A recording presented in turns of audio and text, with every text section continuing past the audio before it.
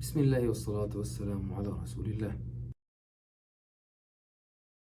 Exosomes are membrane-enclosed nanovesicles with a diameter between 30 to 150 nanometers of endosomal origin that contain lipids, proteins, RNA, microRNA, and DNA released by cells in a controlled way. Exosomes facilitate a lot of intercellular activities. These nanovesicles have multiple functions that include and not limited to cell-cell communication, immune modulation, new vascularization, and removal of cellular waste. Exosomes can be utilized as either diagnostic biomarkers for eye diseases or as therapeutic agents. As biomarkers, exosomes have numerous unique features that make them ideal as targets for new biomarkers discovery. First, the exosomal lipid bilayer provides protection for RNA, DNA, and proteins inside the exosomes from nucleases and proteases present in the extracellular environment. Second, exosomes contain tissue-specific, cell-specific, or disease-specific proteins and nucleic acids. This is a huge advantage for discovery of a specific biomarker.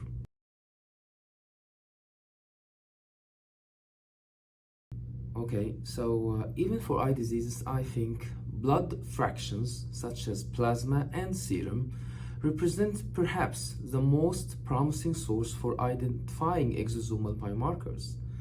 This is mostly due to the fact that it's easier and less invasive to collect blood than collecting aqueous humor or vitreous, and also much larger volumes can be collected.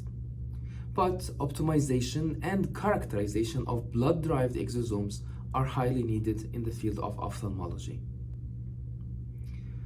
As therapeutic agents, exosomes are natural vehicles for the transfer of small RNAs and proteins. Cells have mechanisms to take up exosomes and extract the exosomal contents such as microRNAs for use.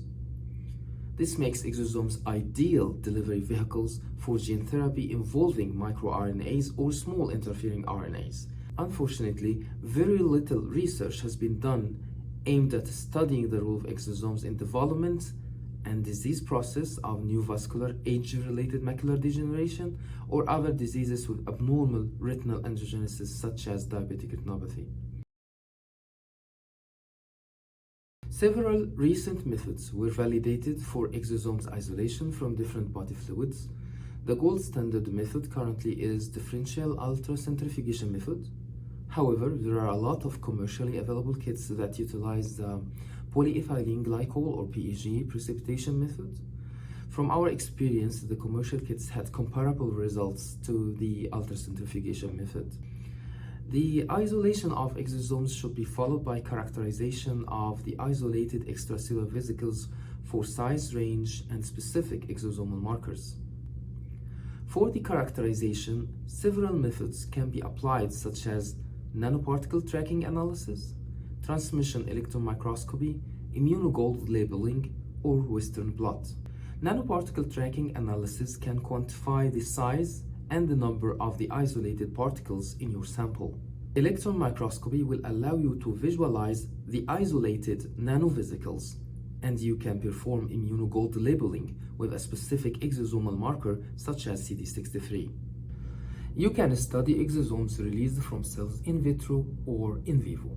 For in vitro studies, there are specific dyes that can be used to label exosomes after isolation, such as PKH67 dye, which is a lipophilic green fluorescent dye for general cell membrane labeling.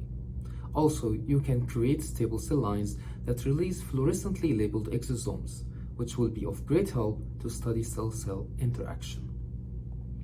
For in vivo studies, you can either inject labeled exosomes and track these exosomes in live animals, or fortunately, there is now an available reporter mouse that can be used to specifically release fluorescently labeled exosomes from a specific cell type in vivo.